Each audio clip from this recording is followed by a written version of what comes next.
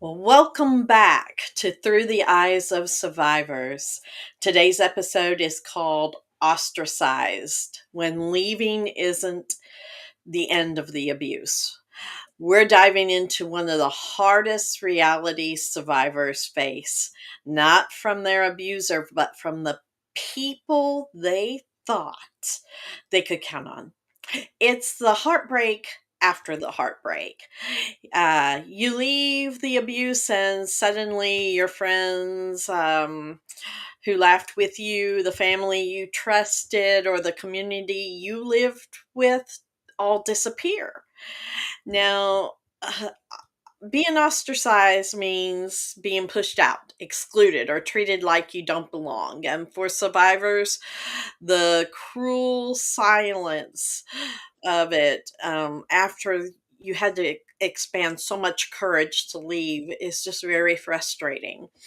We're going to be real and have a raw conversation about that today, but it's also one that we're going to try to fill with some hope, because recognizing this silence is the first step to breaking it. So, have you ever felt pushed out or ignored when you needed support the most? Well, this episode is for you.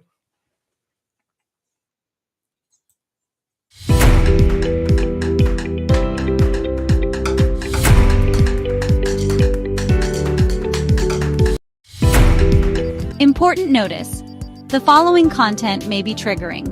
Viewer discretion is advised. All discussions are based on personal opinions and experiences. If you or someone you know needs help, please reach out to a local support organization. Important notice: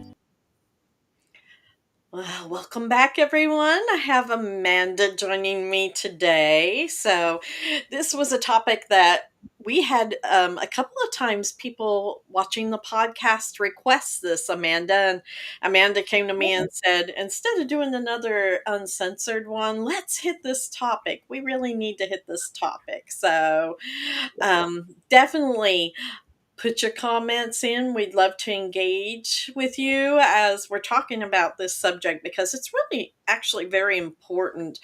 Um, this topic is just one that I think every survivor who is left has hit this wall in some shape or form, right, Amanda? Yes. Yeah, absolutely. I mean, it's hard. It does. It hits every way, and I think that this is something that really, is important to talk about. Right. Now, before we get too far into it, I want to acknowledge real quick our affiliates out there. Of course, Opus Clips. Opus Clip provides an AI generated tool to help take longer episodes that you are creating, like this podcast, into short, impactful clips. They're a wonderful tool. We love using them here. So please be sure to check out our link and try Opus Clip now. Truth Finder. Truth Finder can really empower your journey. It's a simple tool that helps uncover public records and background information about people you may encounter in your life. Whether you're reconnecting with someone from your past or you just want to ensure the people around you are trustworthy, TruthFinder provides you with the information you need to make informed decisions. And here at Through the Eyes of Survivors, we're all into creating safe spaces and giving survivors the tools they need to reclaim their power. That's why we're excited about TruthFinder partnering with us. So it's a tool that helps you take control of your security and peace of mind. So try it. I have used it. It's a wonderful tool. And you support our podcast when you do. So use the link in the description with that as well. And we thank you for supporting our mission there. And our last partner is Self Defense Keychain Store. We're proud to be affiliated with them. This is a woman based and owned business committed to empowering individuals with practical, discreet, and stylish self defense tools. And by shopping through our affiliate link, you're not only, um, you know, investing in your personal safety, you're also supporting our mission here. So use the code Break the Silence for 10% off. So let's dive into this topic now. Being ostracized. It happens, definitely before, during, and after these situations when you're leaving. And I know Amanda and I both have experienced this for sure. Um, and so many people don't even talk about it. And that's what Amanda and I had been realizing when we brought up this topic. So, um, I guess, Amanda, do you want to get started? I think a good thing for the audience would be if you've ever felt pushed or ignored when you needed support the most, let us know about it. So, Amanda, in your experience, like, what was the most heartbreaking time that you were ostracized during or after your abuse? It was my treatment by my family. Um, I really was surprised of how they handled my abuse. I grew up in a family that was loving and close, protective. There was no domestic violence, any kind of trauma in my household or even in my family dynamic that I was with or grew up with. Um, I had a really good father. Um, he was very good to my mother. They had a healthy relationship. I had sisters that were married to good men who were good fathers. So when I began to experience my domestic violence situation, I really thought that there was two men that were going to show up for me when my abuser started hurting me, and they did not.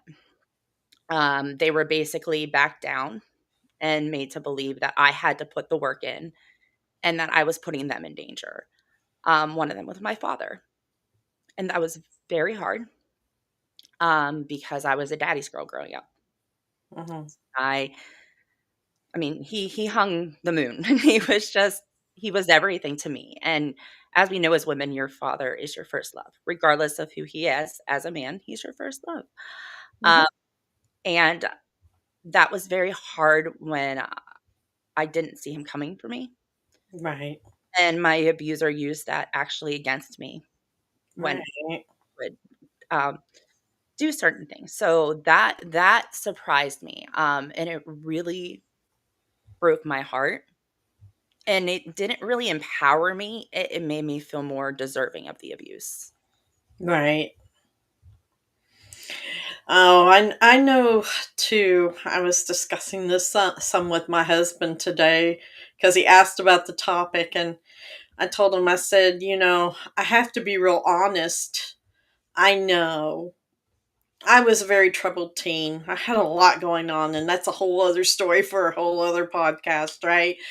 But because of my teen years, I sought out a lot of attention through lying. Mhm. And a Yeah. lot of teens do that. It's Mhm. not an unusual experience. But because of that, by the time I had gotten older and into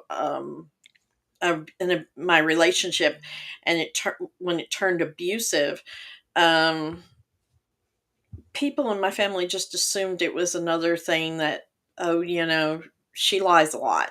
Yes. Actually, and I agree. I was a liar too, Tara. I lied a lot to my parents. Were like, "Well, we don't know what's true or real with you," when I was younger. It was also a trauma response of my lying. It wasn't being Yes. manipulative. That's Yes. not the way I know that there's different ways, and lying anyway is not justified, and I'm not justifying that. But I did it as a defense mechanism, not as a manipulation tactic. Right. And because of doing that, I did make my family question. I even was even told that I think you were just as bad as him with your mouth. Well, I know I was just I as mean, I bad was as like, him I with my can't. mouth because I wasn't one to sit there and take it, I Right. mean, but at the same time, you know, I was in a position with these babies, and I had become a grown woman. I wasn't a child anymore. Children do childlike things, like you said, in trauma response especially. Yes. But for to experience it for years, because I was in that marriage for 13 years, and Fine. even beyond then, once you leave, there's still always the underlying thing of it can be 30 years later. I've seen that kind of thing happen before, of, well, you lied when you were a teenager, so what we're supposed to believe now? Well, dadgum, I'm 50. You don't think something has changed between the time I was 15 and 50? And yet there's physical evidence, Yes. and they still treat you that way. Yes. Yes. I mean, I came and showed my family, and I didn't know this was possible until my domestic violence, bruises of imprints of his fingers around where my collarbone was. Like you could see the indent, like his thumbprint. Like he just took ink and like indented it onto my skin because of how bad. And they did. It wasn't like I was making it up or hearsay. It was, just verbal. There was marks. And yeah. Yeah, and to me it was very disconcerting, and that's just from the family perspective, because you can hit this from so many Totally different different. perspectives. Yes. But just from the family, you really, like you were saying, you're really hoping someone in the family, somebody you love who loves you, is not going to allow um, these kind of situations to happen. I know that it ended up for me, like I have said before in the podcast, and when I told my story, I was not believed some on a level to where I just didn't tell anything anymore. That's classic. You just don't say anything because they don't want to get involved. It's too Mhm. messy, Mhm. right? Yeah. Um, but then when my daughter started experiencing her abuse, boy, it came full circle. That's one of the things when Joshua called me and went, "Well, your daughter's a liar," that I turned around and was just very vehement about, because of what I had You went experienced. through. Yeah. That's right. That I demanded with him. I don't care how big a liar she is. You're not allowed to put your hands on my daughter. Mhm. And that's what we're looking for. That's what we need, is somebody to be that champion. And it's regretful that 9 times out of 10 that doesn't happen. And that's true. I mean, that to me, the justification of like, and I did. I had that one time with my ex. I called my mom. I was in crisis, and he picked up the phone and he was like, "Your daughter's done this, and your daughter's done that, and your daughter." And my mom's like, "I really don't care because I don't think you're very nice to my daughter." And she was like, "And you better stop talking about that around my grandchildren because I can hear them in the background." Because that was what she was most mad about, was that my children were hearing this in the background. Mm-hmm. And so that is very usual for them to, when things are falling apart, not take any responsibility and want to point blame. But sometimes we don't have that defense. We have people, as you said, Tara, who will come back and be like, well, maybe you're the problem. Mm-hmm. And I've had that happen too. Or maybe you shouldn't come over this holiday because every time you do bring him around, there's going to be issues, there's going to be problems. And they create that kind of a dynamic to where you're uninvited even at your own family table. Yes. Yes. Yes. I had to cook Thanksgiving dinner 8 months pregnant, but because he wasn't invited. And that, and I wanted to be with my family. And because he wasn't invited, we couldn't come because they didn't want him there. Yeah, absolutely. Yeah. Well, So, we got some comments. oh, I know. Do you want to hit some of them? Yeah, let me see. We got some good. I'm trying to get back to the top because while we've been talking, we got Leah saying this is right here. Mm-hmm. Then we got Jim. When a person manipulates and controls the narrative around a breakup, it's usually a pretty good indicator that their own narcissistic personality has created issues at hand. Unfortunately, it happens way too often. Many are kept in drama, even danger for extended periods of time. Mm-hmm. Very true. Let me see here. We got Denise. Hi, Denise. Women are left out of a lot in religious settings. That's Oh, yeah, we'll talk about oh yeah, that in a little bit because we're going to talk yeah, about friends and the church with ostracizing as well. Yes. yeah, absolutely. It happened to me when I was warned that my family would turn their backs. I didn't believe it at first until it happened. Yeah, Gina, that's unfortunate. I mean, we really don't want to believe that of people that we felt loved by and trusted by. We don't want to think that something like this, especially that's not our fault, would change the way they feel about us. Um, and then we got Denise saying, my family members are sometimes afraid to speak up because they have done a lot of talking to to the abuser. Yeah. Mm-hmm. Yeah. I mean, that is true. They will also manipulate your family members, your friends, and people around you to be scared of saying anything, especially if they have stuff that they can hold over the family's head as well. Gina said, the ones that turn their backs, then I realized they are the same as him. It was a sign to break ties with them too. I agree. And then, wow, you guys are really being awesome about these comments. I Thank had you for sharing such personal stuff. Yeah. yeah, you guys are like, we really appreciate this. I had x-rays that proved and they didn't believe. I know. Isn't that crazy, guys? Like, we literally have physical proof. And they're like, mm. And you're like, what do I have to do? Like, it's bad. I'm so sorry you went through Yeah. that. Most people, including family members, don't know how to stand up. Some simply want everything to be okay because they haven't dealt with some of their own hard issues. And I 100% It's 100% real right million there. agree with you because I know that firsthand. I know that firsthand. So thank you for that, Denise. Oh goodness gracious. Now my computer's saying, hey. Um, I didn't say anything for 33 years. So of course the blame game. Yeah, Mhm. Gina, they think that if we didn't speak up at their criteria, what they think is the time frame we should have, because there's no time frame. But they do that. They do. Or why haven't you left? You've been with him for how many years? I wish this was easier for survivors to be able to get resources. Yes, absolutely. I agree, Grace.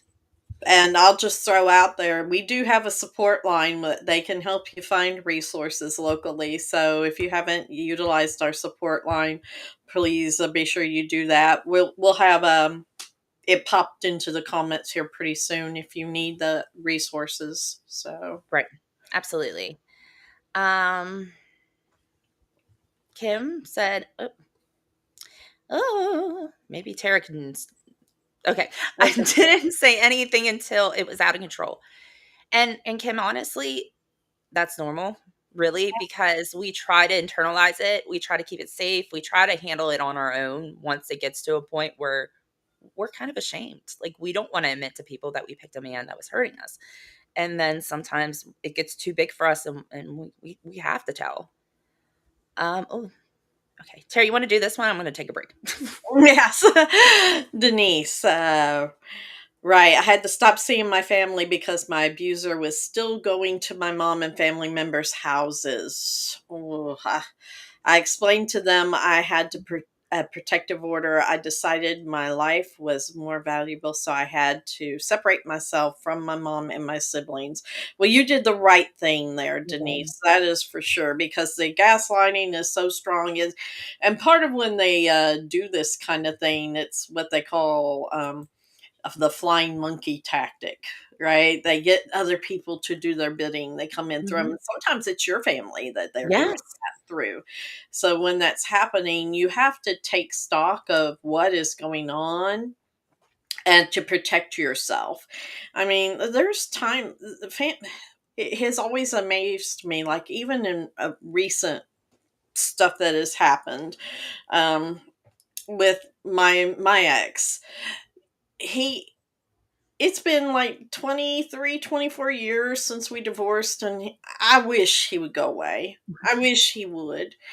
But he does certain things like, puts me as his employer on loans he takes out, and they call me because he's defaulting on them and stuff. And I'm like, I'm not his employer, I'm his ex-wife, or he leaves my number as his number. And, um, I mean, I had to tell my whole family that we had found out he had recently gotten charges involving child, the P word. He finally was arrested for that.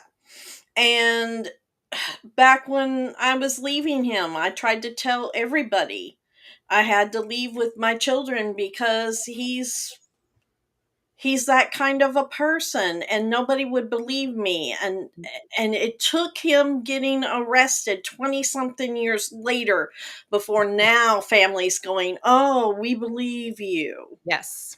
Oh, yes. Oh, yes. Because I mean, I mean, I had that happen. Um, my abuser was, as you know, Tara, he was charged and arrested for something that didn't have anything to do with me. It's the nature of crime of um, rape on women who work in the exotic business, the best way that I can put it. And people were like, "Oh my gosh, I'm so sorry. And we're so glad you're safe." And I was like, I've been throwing flags for over 10 years. 10 years I've been telling people. So I agree. I don't know why it has to take them going to jail and doing things, sometimes to even other people, for them to believe us Mm-hmm. of how dangerous this person was. It is. Well, and let's move on to I know I had this experience. I don't know about you. And somebody mentioned religious.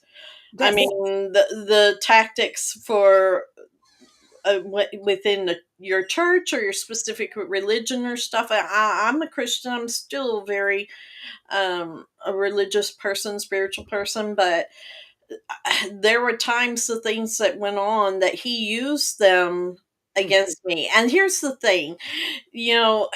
people would come up and say, this is what I was telling my husband about this today too, was, oh, he just needs Jesus. And he was like, oh yeah, and come to church and everything. But it wasn't because he was sincere. It was a new level of a new tactic, because then he could get that part of my world, my life, and the people in there Mhm. involved in the whole scenario of, well, everybody sins, you just need to forgive him. He's so sorry. And so there's the new tactic of how he manipulates everybody around you. They start to ostracize you because you seem like the person who's living in unforgiveness. Mhm. And when you're just wanting to live, that's the thing. You're just surviving. And, to be told, well, he's your husband, it's just ridiculous. So y- it was definitely just another tactic to keep me ostracized and under control. So, I agree. I oh agree. yeah, absolutely. So, my goodness, we've gotten a lot of I comments. know. This I is know. I was like, my goodness. As a you were talking, I saw a big one come in, and I mean, you guys are really engaging, which we wanted. Which we wanted. We definitely want you guys to be able to get something from this. So, do you want me to bring up Rhonda? yeah, Rhonda. Rhonda said, I had a year and a half protective order in place. I fled the state. It ends tonight at midnight because the state had told me I had to come back to that state, and I can't help because he busts into the house at 8 after midnight when emergency one expired. Has turned He has not turned in his weapons. I From what I understood, and somebody can correct me if I'm wrong, but Rhonda, I would check into this. You're supposed to be able to file a protective order, have it renewed from no matter what state you're in. I Mhm. don't, and that's under the Violence Against Women's Act, unless they have removed those guidelines. You should not have to go back to that state No, to have it renewed. uh, Maybe check with your local DA's office about that. Um, they may be able to give you some more guidance on that, but I wouldn't go back to that state. no, no. And even like maybe call your local shelter. They are very good about knowing laws in your local area for women that are going through what you're going through. So maybe even call if you do have a local DV shelter, just call and ask to speak to one of their advocates to see what's legal in your area and how they handle that. Because I'm telling you, that does not sound right at all. Mm-mm, Especially mm-mm. if you left for your protection, they cannot make you. Yeah, Yeah. you shouldn't have to go back to file it or renew it. Mm-mm. Um, yeah, I would check that out. Uh, they may be able, where you are, to be able to do it through the DA's office from where you are. So I Absolutely. would check that out. I hope that's helpful, Rhonda. Yeah, I do too. I'm definitely. And then we got Karen. Oh, Karen, really. Yeah, Karen. She's covering your our face. 5 years ago, made the hard decision in my life, leave abuse. Mine too. It's been almost 25 years. I did so quietly with only my parents aware, not because I didn't love others in my life, but because I didn't want anyone to be in harm's way. Exactly. Yeah. She said she was threatened. I'm kind of just skimming over yours, Karen, because it's really long.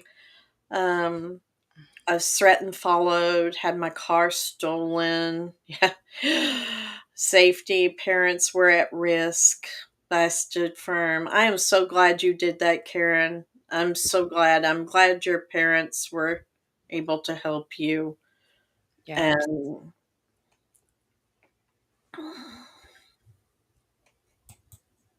And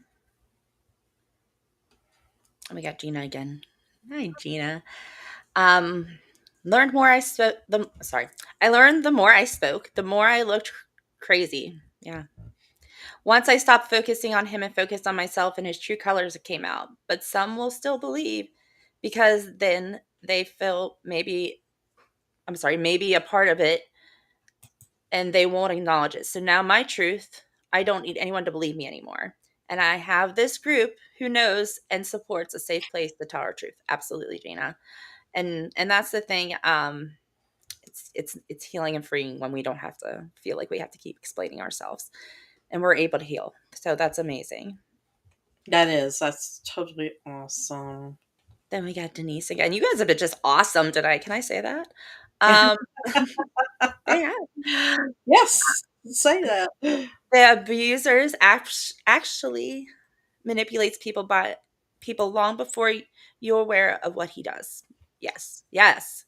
They will come in your life and they will know who is your best people. They'll know the people that will call them out. They'll know the people that love you the most, the people that have the best intentions for you, and they will make sure that you will get isolated from those kind of people as well. I agree. Yes, Um, absolutely. Jim said, "We believe." We got Brandy.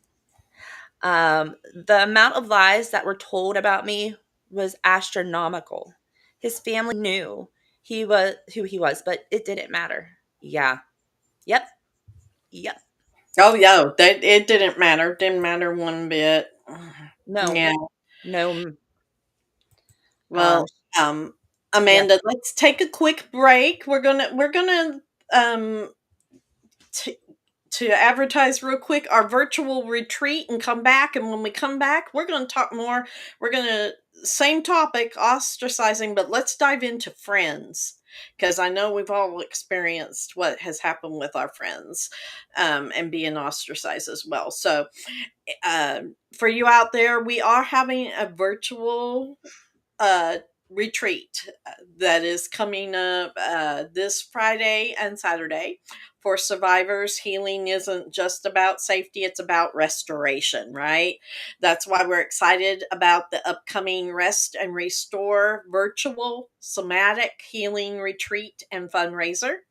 August 22nd and 23rd. This weekend experience will help you release your trauma stored in your body through breath work, meditation, intuitive movement, EFT tapping, and journaling prompts, etc. It's a whole lot. And you can attend one of the 2 days or both days. We're you're going to learn the 12 principles of growth in every session. It's restorative for you and life changing for survivors. And your registration helps support us. And the link will be below. And Amanda's going to play a quick promotion, and we'll be back. Are you feeling completely drained? So tired of being on all the time, of constantly pushing through? That exhaustion is more than mental. Your body is holding on to stress as deep physical tension. It's time to give yourself permission to let go. Join our Rest and Restore virtual somatic healing retreat August 22nd and 23rd. Through guided breathwork, meditation, and EFT tapping, you'll learn to release what no longer serves you, all from the comfort of your home. As you heal, you'll also raise crucial funds for Break the Silence, supporting vital programs for domestic violence survivors. Find the details at the link in our bio. It's time to stop performing rest and start to truly restore your mind, body, and spirit. Are you feeling completely drained? And we're back. So definitely please check that out. The links will be in the description and in the comments. So we hope that you will participate. I think it's like Friday evening and then Saturday morning. Is that correct, Amanda? Correct. So this Friday, the 22nd, it starts at 7 p.m. Eastern Time to 9 p.m. Eastern Time. And then it starts back up again Saturday morning, the 23rd, at 9 a.m. Eastern Time to 1 p.m. Eastern Time. Awesome. And the registration tells you, uh, if I am recalling right, exactly what we're doing during those Yeah, time yeah, frames. So you can choose one of the 2 days or do both. yes. So, absolutely. So let's get back to this topic. We decide we're gonna shift from family and go into friends, right? So, Amanda, tell me about some of your experiences with your friends, how that being ostracized affected you when it came to your friendships. Okay, so I lost a childhood friend over this. Simply because she thought he was a jerk and she couldn't stand him. Um, and that was odd. This was someone that was like my sister. Mhm. Um, that threw me. Um, other things that I happened had happened was I was staying with someone at the time that claimed they were my friend. When this abuse happened, um, and I was beaten badly one day, really bad. I was pregnant with my daughter, and he was elbowing me in the side of my stomach, and I was early in my pregnancy. And as we know, early in your pregnancy, you're very susceptible to certain things that can happen, like miscarriages, if you fall or anything of that. So obviously, when someone's putting blunt trauma of force of their elbow, I was hiding my stomach, but I was also fighting him off, and I scratched his face in my defense. He went, played the narrative to that friend I was living with, and I was threatened to be kicked out. I was told that, well, I saw his face and that was pretty messed up. Your face don't look that bad. Yeah. And so, I mean, but we have to remember too, abusers can be so manipulative and coarse in what they're doing that they won't go for places where it can be easily seen. Yeah. That's why he was going for my side. He bruised the whole entire side of my body because of his force, but he never hit me in the face. Not once until almost his arrest. We went almost a decade of abuse with no hitting in the face. So I want people to know that too. They are able to manipulate where bruises and certain violence can be handled without being shown. Yeah. Mine didn't want he didn't do anything with my face either, and he would say straight out because he liked too much how I looked. He didn't want to see it covered in bruises, but he didn't mind other places. Mm-mm. Yeah, but he was very specific, even about for him. Hmm. It was about keeping that look. That Yes. was important to him, Yes. but yet maintaining that control. So, yeah, I've been there. Yeah, absolutely. Definitely. So, how about um, you know, what about socializing when you had to socialize with friends or how about coworkers or his coworkers? It was very like I remember the one time we were invited to a cookout and he just got a new job and I remember him telling the kids like you better not misbehave. We have to look good. Like so when he was around other people, he was the most loving, attentive father and spouse, because he didn't want anybody to have an idea that he was abusive. We had to look like the perfect couple. And if I dropped the ball and got angry with him or showed any kind of idea that we were not in a healthy relationship, that was like more life threatening than anything with him because his image was so important to him. And so even like we had a group of friends which I thought we would call our family. Um and at the time my abuse became like the worst of physical that it ever did in our whole life together, and he busted my face open really bad. And I went to these people prior and they told me, as you said, I just don't want, if I'm not there to see it, I'm not going to get involved, and don't call me about this BS ever again. Mhm.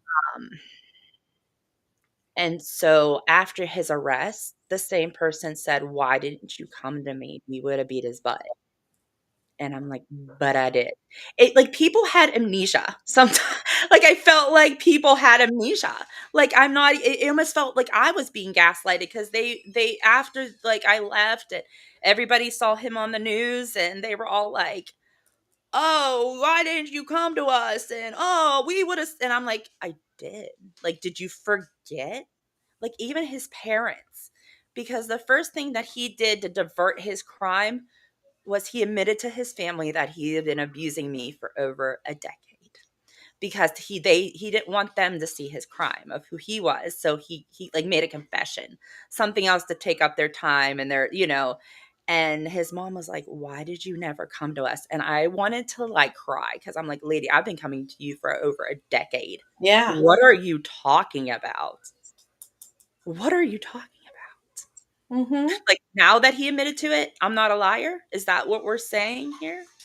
So that was really hard for the longest time for me to physically understand was is that I thought everybody had amnesia, or I was crazy because I was like, why are people responding to me different now and making it like it was so much worse than it when I was asking for help, and it was not. It was played down. Mm.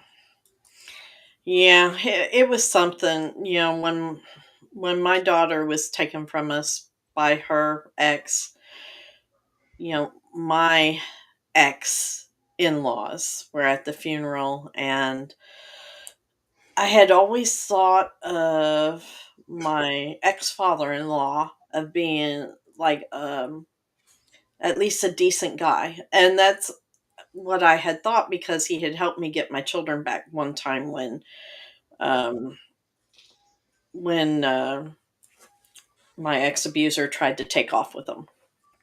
And when they came to the funeral, I was genuinely happy to see him and greet him, and he was just very, standoffish and very. He made it very clear that he felt like it was my fault that my daughter was gone, and it was. He just did not want to believe how abusive and physical my ex was. Uh, but his own mother looked at me and said, you know, at the funeral and said, you know, he just doesn't get it because he hasn't seen him like that. I have seen him like that. So I believe he got like that with you. But she never did anything to stop it.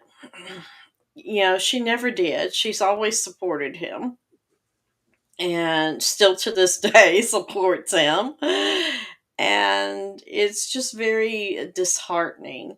I know I experienced, I don't know if anybody else had this happen, but it's like, um, when you go through a divorce, it's pretty typical. People choose. I was more closer with him. I was more closer with her, right? So they kind of split ways with the dynamics. But it's always a little different when you're a survivor of abuse coming out of that dynamic, I feel, because all of a sudden people will come at you a year after your divorce, 2 years after your divorce, and go, hey, you know, I knew he was abusing you because I knew he did stuff because he told me about it.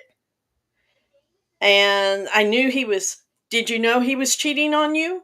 Oh, yeah, Mhm. he cheated on you with this person and that Mhm. person too.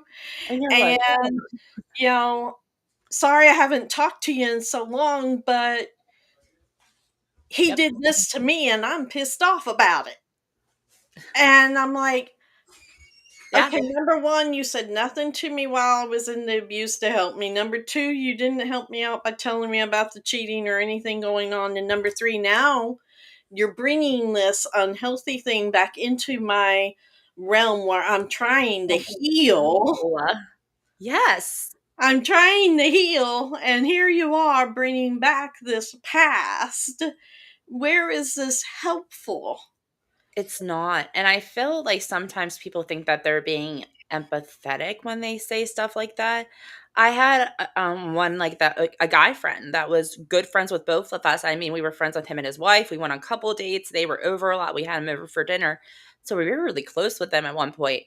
And when I left my abuser for the first time, he said to me that if you think about going back to him, let me know because I have a list of horrible things he said about you behind your back. And to me, it was like, why did you not come to me when we were all friends? Like, that bothered me. And it wasn't the beating or him being abusive to the kids or me or the cheating that made this friendship go away, whereas when he got disrespected or his wife got disrespected, which they don't deserve to get disrespected, but they were like, we don't care what else but then when they got disrespected, they were surprised. And that was weird to me too. Like, that was so odd to me. Like, if he could treat his family like crap, like children that he made, and a woman that made these children with him and he's supposed to love and protect, what do you think he's going to do for someone that's not serving him in life? That's Mm-hmm, what people don't understand. mm-hmm, They cannot treat they can't treat other people like crap that they're close to and they're going to be good to you. Like, I don't understand that mentality of people. I don't. But it's more and more I see it and it blows my mind. Well, if they didn't do any wrong to me, then I don't have any beef with them.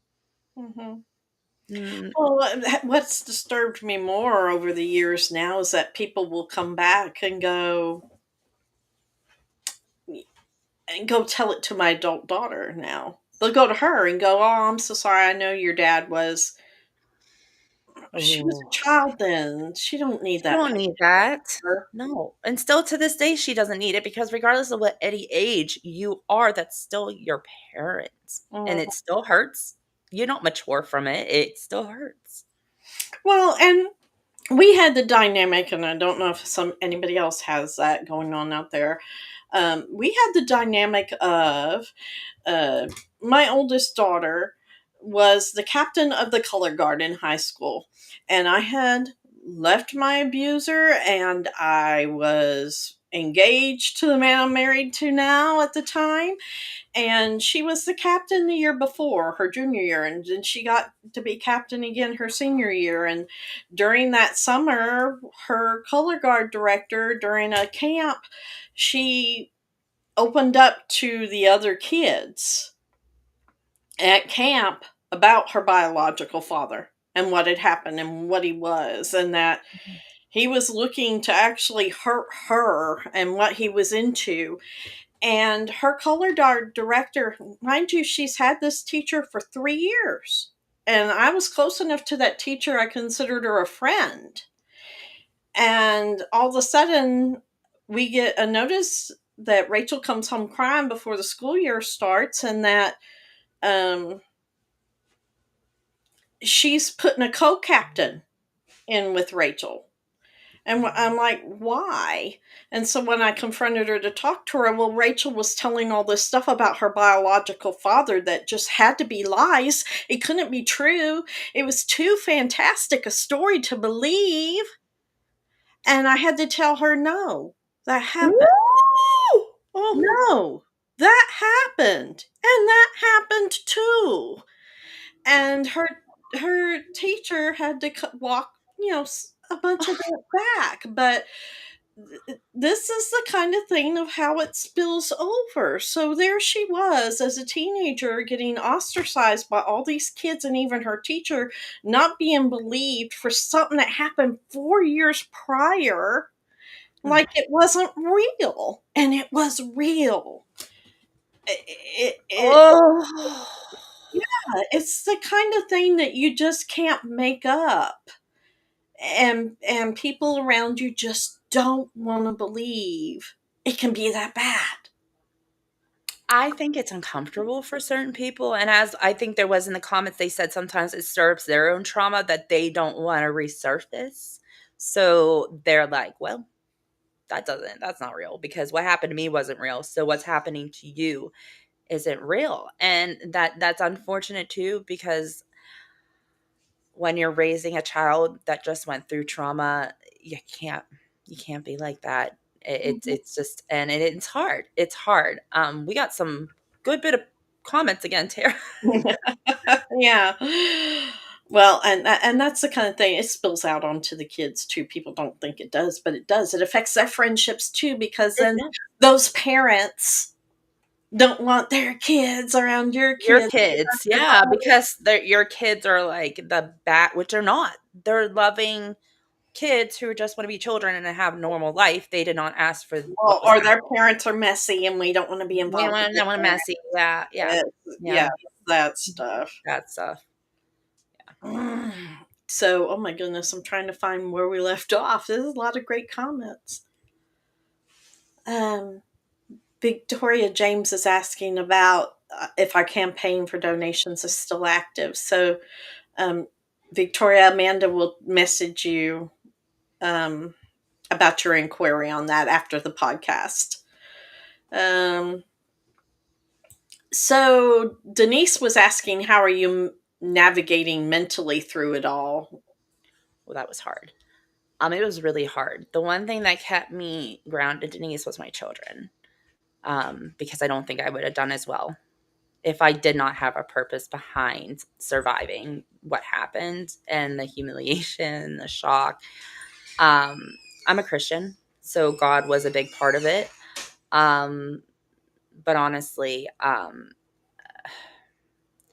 one of the things I think about people, and I say this about all survivors, is we do really well sometimes in stressful situations because we're always put in stressful situations. I lived that for over a decade with my abuser of just flight or flight.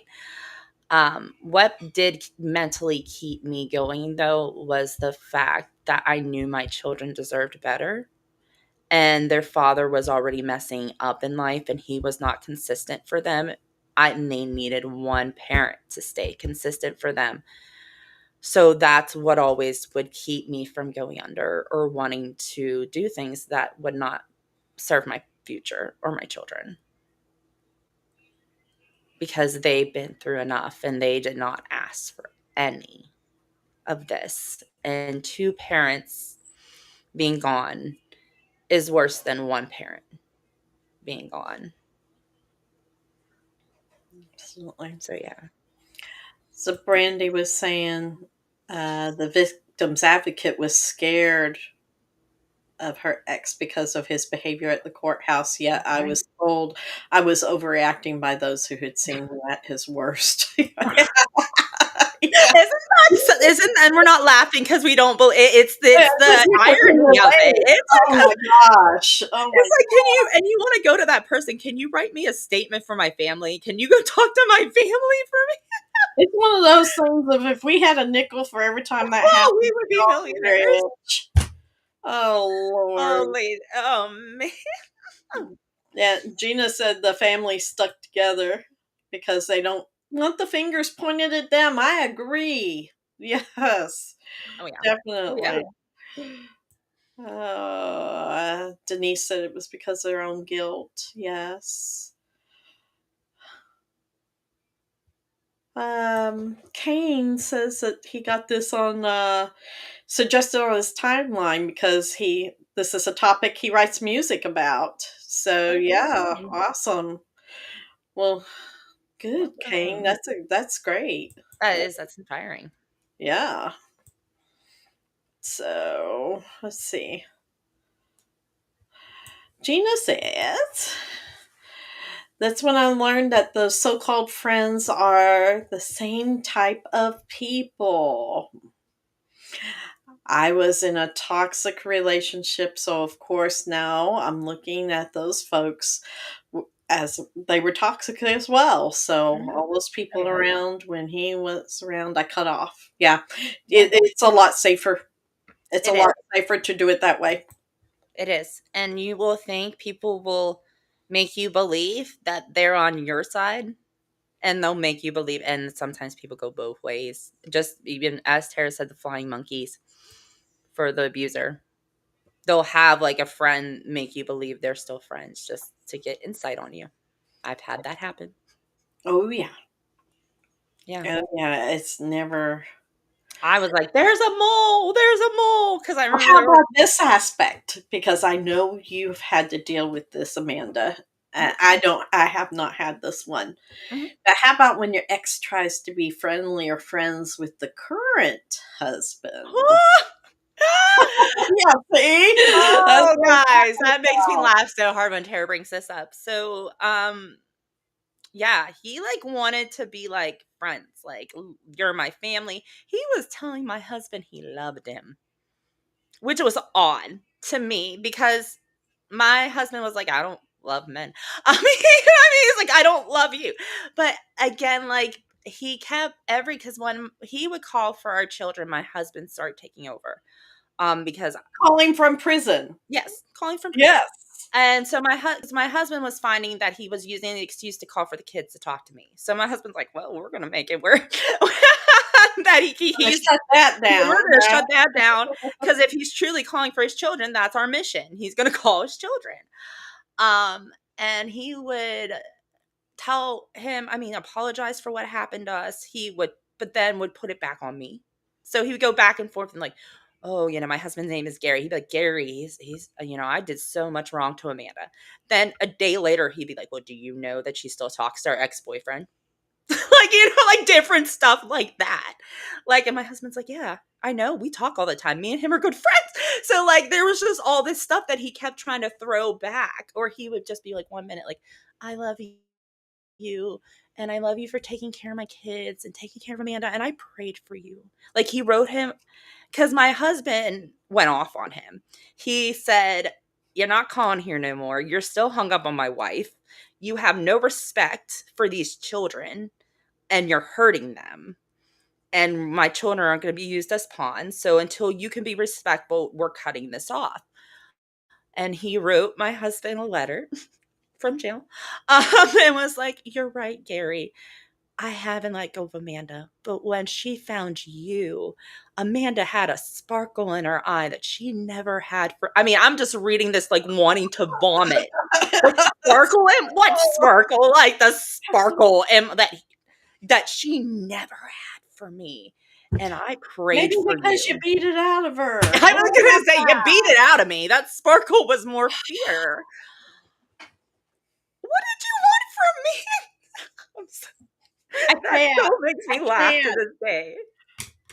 I can't. What do you want from me? Like, so yeah, but he made it like he prayed for him and that he was his Again, they blessing use to in religion yes, and he was yep. his blessing to his family because of his addiction and him not being able to get and he does not feel that way at all about I mean now he could care less if my husband got in a fiery accident.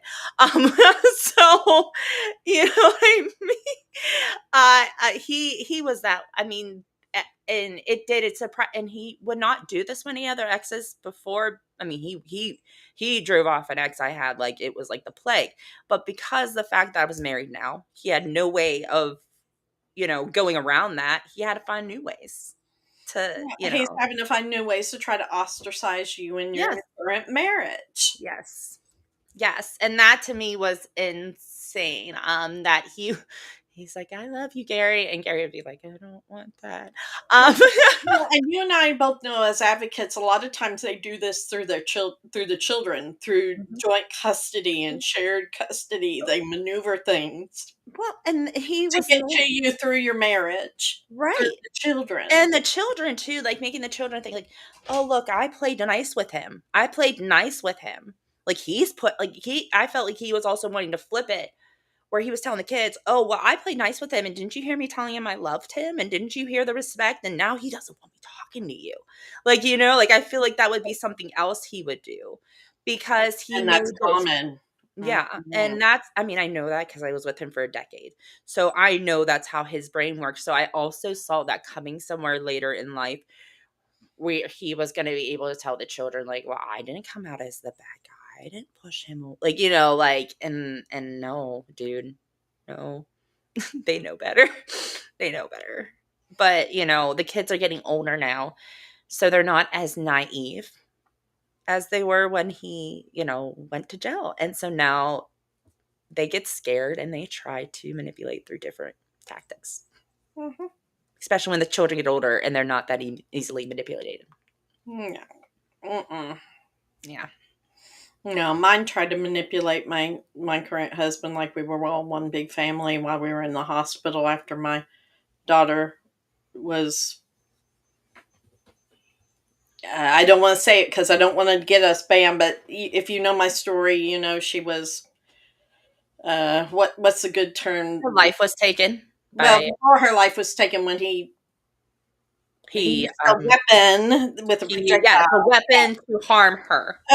Yes, and he was at the hospital trying to play all one happy, great family with my my current husband and mine. He just wasn't having it. He wasn't going to be manipulated like that. But um, yeah, even in then, they tried to ostracize the family against you. Even in that dynamic, Yeah, it's horrible, it is. horrible.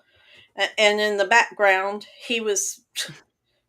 The people who know my story know. In the background, he was back there trying to make a deal for organ donation, hoping he would profit.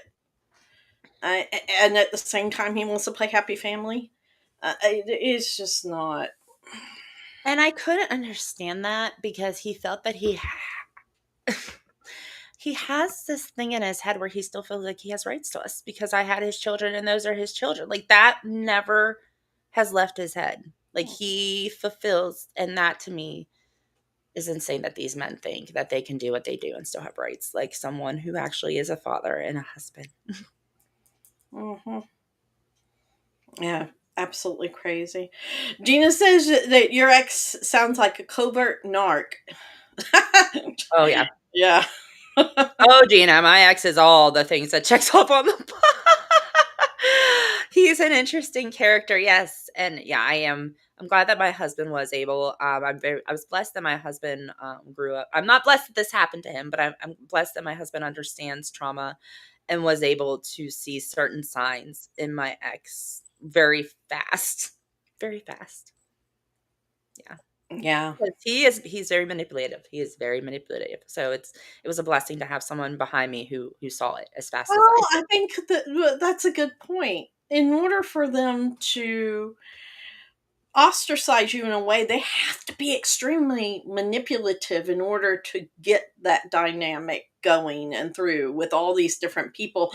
And it's like a juggler keeping all those balls juggled in the air. Oh yeah. And they are pros at it. Oh yes. Oh yes. And I'm gonna tell you, like this is one of the stories I even told my father to explain. He was cursing me at we were together. I had to go get diapers and he was cursing me up and down. Like there was not a name. This man was not calling me. And he pulled up in front of the Dollar General, let me out. This is a Dollar General we shopped at all the time, but normally he would go. The ladies knew me because of him, and they were like, "Oh, how is your fiance? He is such a wonderful man. We just love him." Meanwhile, I'm trying to walk in holding back tears because I'm having a panic attack because I'm being verbally assaulted.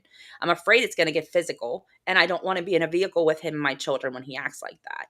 So I'm like trying to get, and she's talking, and I'm trying to hold myself together because I wasn't gonna come unglued there. I didn't fulfill safe saying, "Oh, he just called," you know what I mean? I wasn't gonna say he just called me the C word and the B word within 2 seconds apart from each other.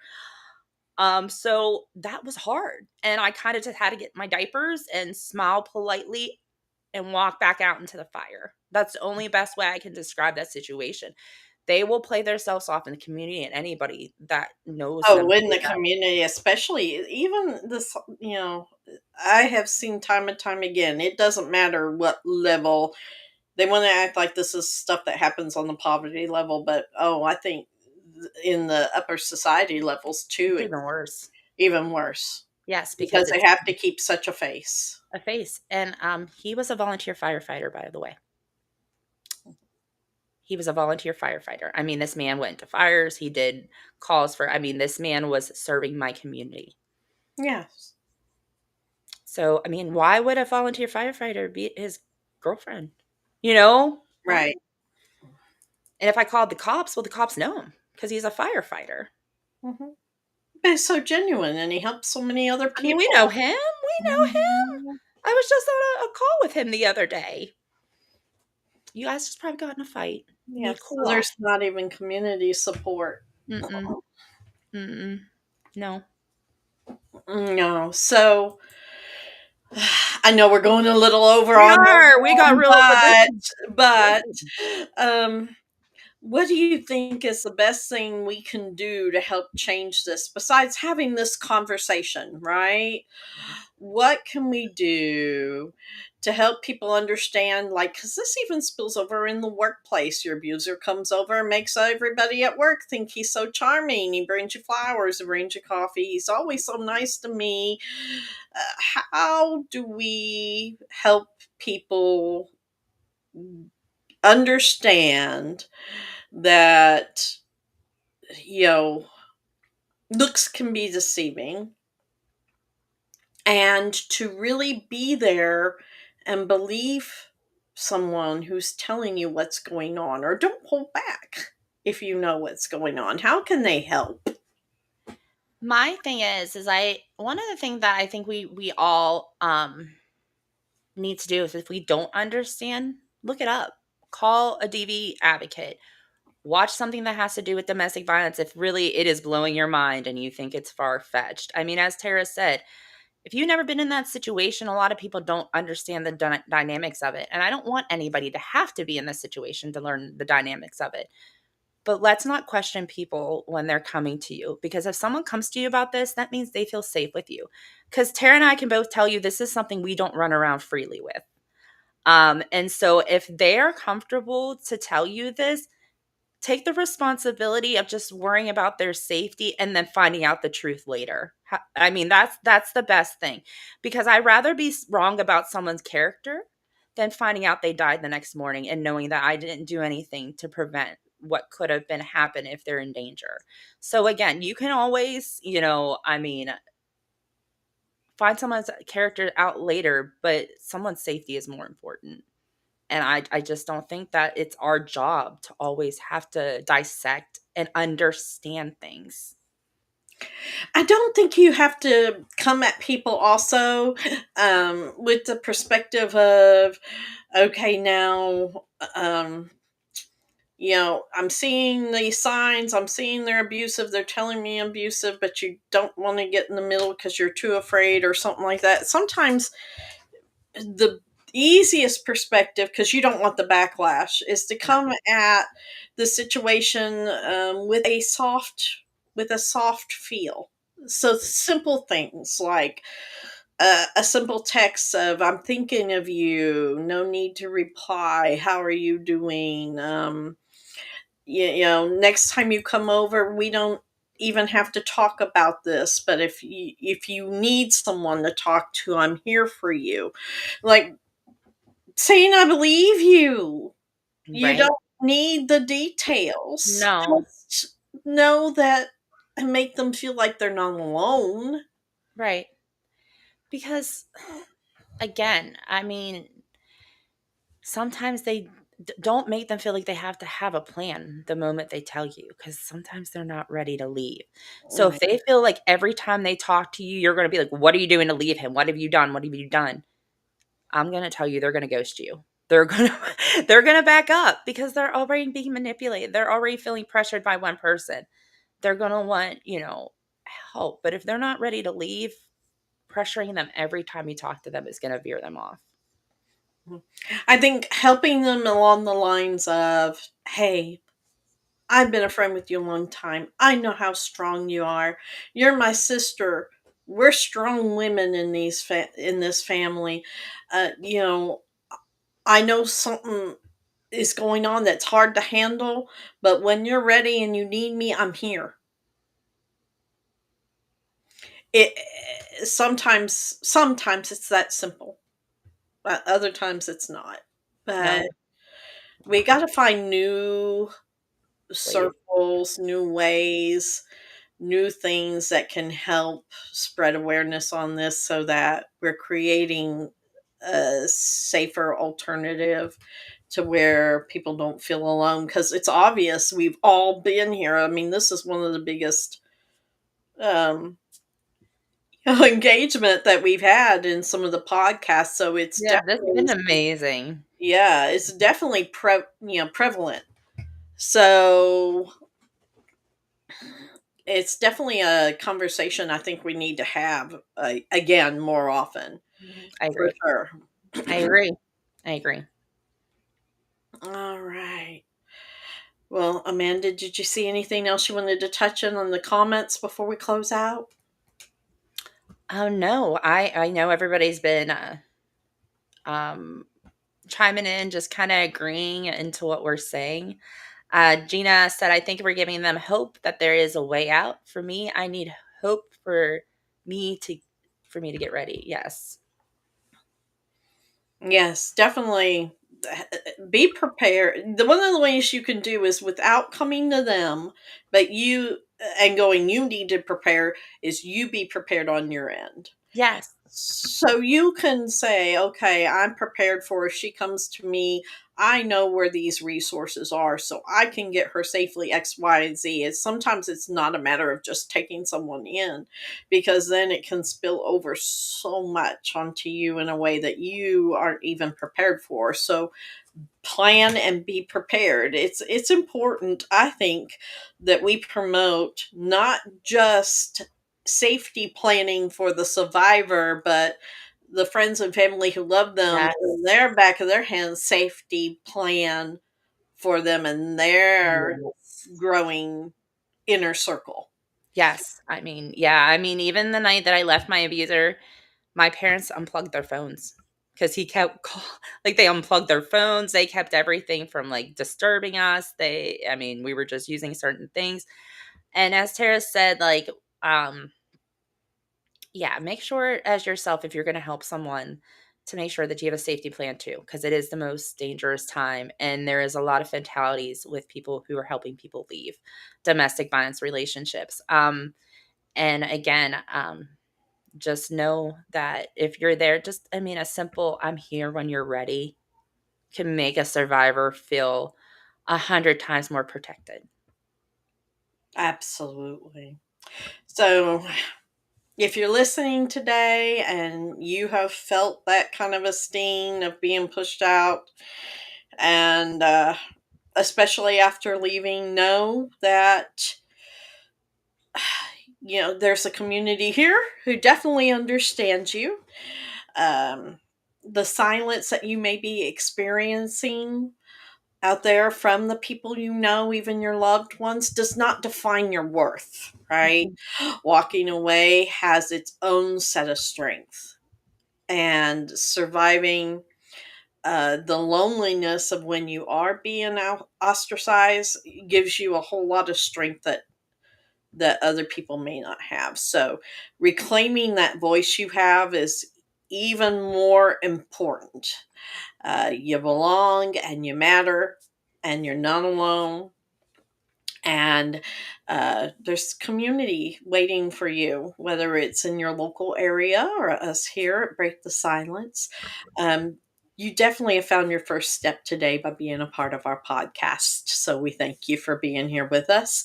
Um, we just want to remind everybody out there to please follow, like, share. We do this live broadcast over on YouTube and LinkedIn as well, and Facebook. We would love for you to engage us over on TikTok. We do have a TikTok page. It's at BTSADV7.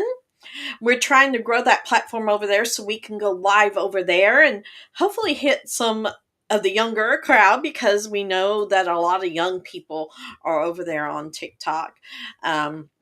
We also want to have live discussion panels over there. So we're trying to gain 1,000 followers so we can start doing lives over there. So please go over, check that out.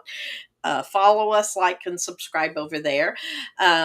Also, if you haven't seen our Survivor to Survivor segment, that's every Friday at 5 p.m. Eastern Standard Time. That is a segment where people write in their questions and you get answered from a fellow survivor. Um, And like I said, so watch that every Friday. That comes out. And if you have a question you want to submit it at podcast@breakthesilencedv.org. I'd love to hear from you.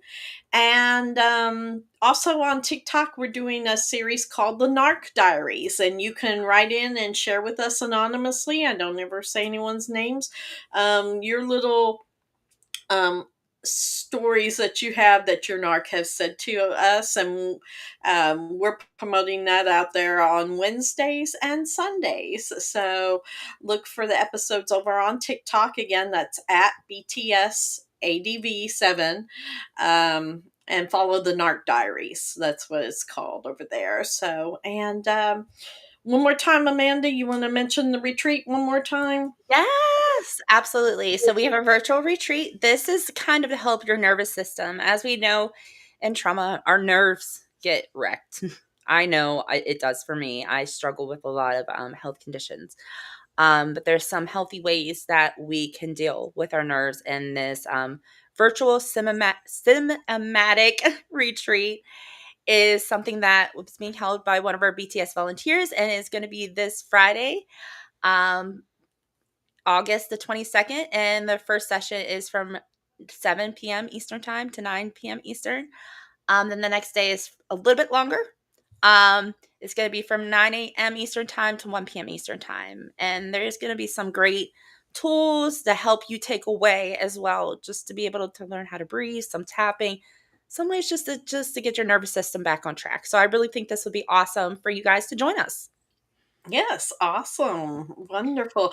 And stay tuned. We'll see you next Wednesday here, and we will be doing our uncensored segment, which is our current news topics. So thank you, everyone, for joining in and participating. And we'll see you next time here at Through the Eyes of Survivors. Bye, guys.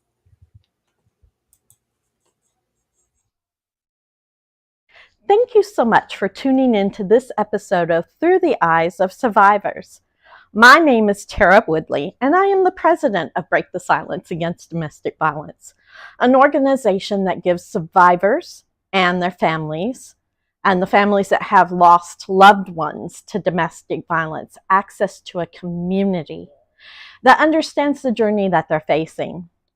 We hope this episode impacts you, and hopefully you want to learn more about the topic.